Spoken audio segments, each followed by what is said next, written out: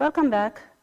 We'll continue with the poem A Thing of Beauty, and today we will read the third stanza. The third stanza says, such the sun, the moon, trees old and young sprouting a shady boon for simple sheep, and such are daffodils with the green world they live in, and clear rills that for themselves a cooling covert make gainst the hot season, the mid-forest brake rich with a sprinkling of fair Mars rose blooms. So this is the third stanza. And in the previous stanza, we have talked about the beautiful things in nature that are constant source of joy in our life. So here again, he continues with the list of beautiful things in nature that gives us joy and happiness. He says, such the sun, the moon, the trees old and young, sprouting a shady boon. That means he is saying the sun has its own beauty, and it is also a constant source of joy for us. The quality of sun, which is to provide warmth in the cold days and light in the darkness. So it provides us joy in that way. The moon also has a soothing effect. It's again a great source of joy in our life because it also provides us light in the dark. And then he comes to trees, old and young. So what he is saying is whether something is old or young, it does not matter. Everything has their own power to create something useful in life. For example, whether it is an old tree or a young tree, both have the quality to give us shade from the heat of sun in a hot summer. Sprouting a shady boon. Boon here means blessing. So both the old and the young trees have the power to give us, to bless us with shade in summer. For simple sheep here, we need to keep this in mind. For simple sheep here, simple sheep may symbolize mankind because Christ is referred to as the shepherd who takes the mankind from the darkness of sin and temptation.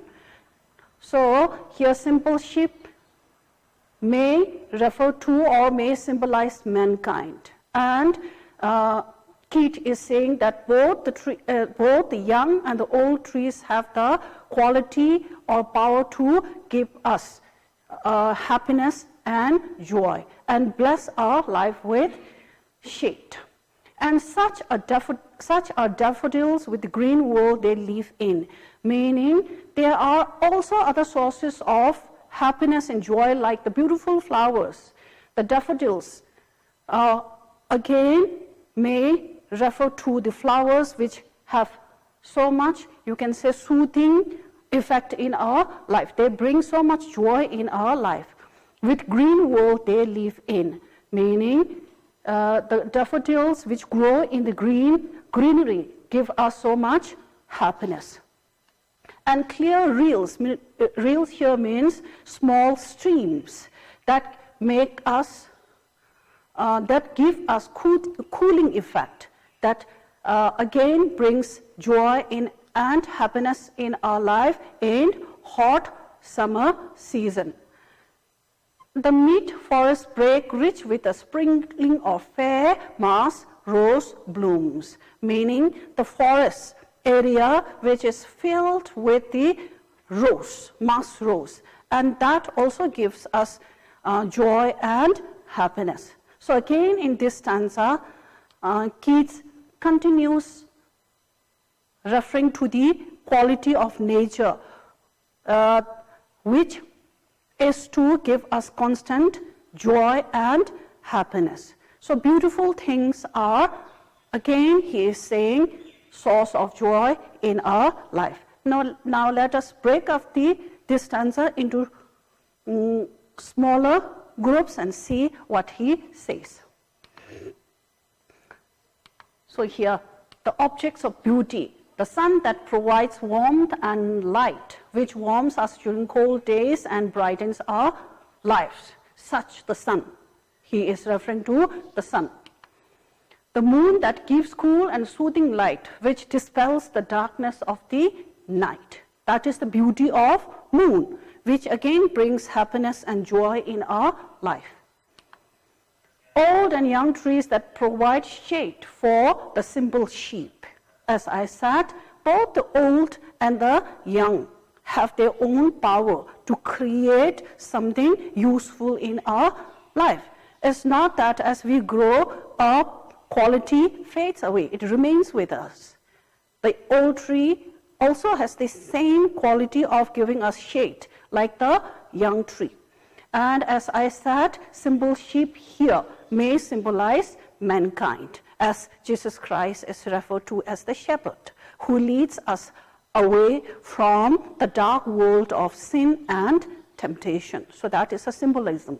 Okay? Keats has used a beautiful symbolism here.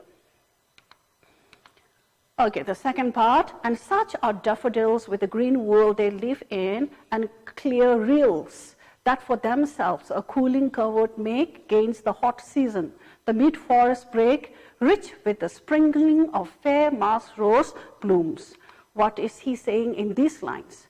So he is saying the daffodils, which symbolize all the beautiful flowers that are attractive to our eyes, that you can say nourishes our sight, are also a constant source of joy for us. If we are sad or depressed, and if we go into the nature and see these beautiful flowers, they usually bring joy and happiness. The greenery surrounding them, it's not only the colorful flowers, but also the greenery that surround the daffodils or the flowers also have the power or quality to enlighten us, to make us happy or joyful. The cool and clear streams which provide respite in the heat of summer. And he continues counting those beautiful things, and he says even the clear streams which have very cooling and soothing effect in our life gives us respite or relief from the heat of the summer. And sometimes even the murmuring sound of the cool streams usually provide us with so much relief. The bushes growing in the forest with Mars roses blooming amidst them also is a constant source of joy and happiness. Okay, so with that we come to the end of the third stanza. As we are doing, I want you to answer these two questions to practice your writing skill. List the things that give us joy. Which of these provide respite in the hot season? Okay, so there is a bit of mistake in this question. The first question is list the things that give us joy. The second question is which of these provide respite in the hot season? And the third question is describe the role of daffodils and the clear rills. So please answer these questions and practice your writing so that you will improve your language. Thank you.